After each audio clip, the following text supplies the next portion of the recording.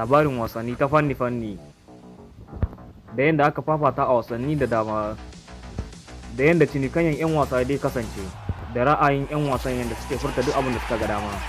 Ga kanun labarin namun na yau, da za ku ji cewa kungiyar Leventis ta jika wa Real Madrid aiki da ci ɗaya mai ban haushi, ta ko Barcelona ta doke Eibar da ci 5-0. Bari mu leƙa gasar Premier, mu leƙa wainan da aka toya a fagen tamora, da za ku ji cewa kungiyar Chelsea ta doke Tottenham da ci 2-1. Aka yi sama kungiyar Manchester City da ta bi Leicester City har gida ta mata ci ɗaya mai ban haushi. Wannan sakamakon wasan ranar Asabar kenan, ranar 23 ga watan Fabrairu, da a yau Lahadi jim kaɗan ma wasu kungiyoyin da su fafata, ciki har da Manchester United da Watford, inda Everton za ta ziyarci Arsenal.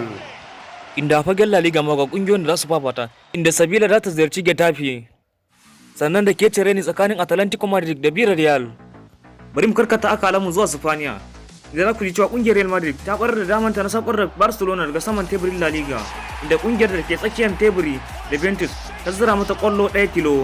Sai da kungiyar Real Madrid din rabon da ta sha kayi tun a watan Oktoba. Kungiyar Barcelona wanda za ta ziyarci Bernabeu ranar Lahadi ta samu karin maki biyu tsakaninta da kungiyar Real Madrid bayan ta doke Eibar da ci 5-0 ranar Asabar.